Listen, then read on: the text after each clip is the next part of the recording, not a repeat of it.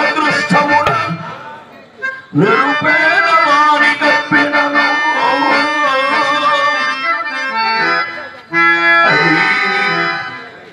అది దొంగ సమ్మనుడకు అప్పురమ్మా.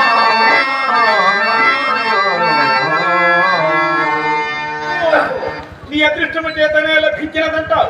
పోయేవానికి రామచంద్ర మరి నీ పేరు చెప్పరాదట. అవునయ్యా,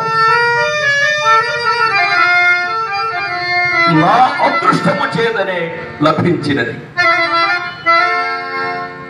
నేను హరిశ్చంద్రుడను. ఈయమ నా భార్య చంద్రమతీదేవి. ఆ కౌశికులకు అప్పుబడతినని అరగినది నీవేనటో. అవును, అటువైన ఆ ప్రమోఖములకు రుణమెట్టుబడితిని.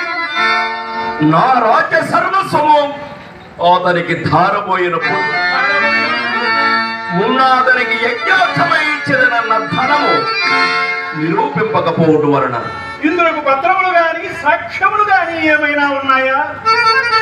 పత్రములు సాక్ష్యములు లేవనయ్యా.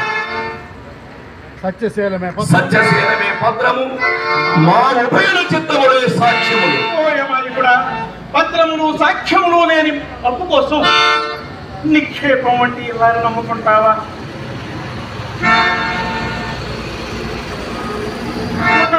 నాకు ఒక ఉపాయం తోచినది.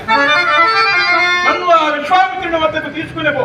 నీకు ఈ ధనము ఇయ్యవలసినది కాదు అని రాయి కృత్తుచూ వాదించదని. దారిన పోయే వారికి లేని ఎప్పుడు ధనం కట్టుటలోను, పత్రములు సాక్ష్యములు లేని బాకీని వసూలు చేయుటలో నన్ను మించిన వారు ఈ కాంచికాపురిలో లేరయ్యా. పద ఈ తరపున న్యాయవాదిత్వం కనుకొని ఆ విశ్వామిత్రుడు ఏమి చేయలేదు. హరిశ్చంద్ర, నీకిప్పుడు సహాయ సంపత్తి కూడా లభించినదయ్యా. జాబు చేయక అయ్యలారా, మీరెరువురు మహాబ్రాహ్మణుడే కాని సందేహమే ఉన్నది. ఓరకుండుడయ్యా, నాకెవ్వరి సహాయము అక్కరలేదు.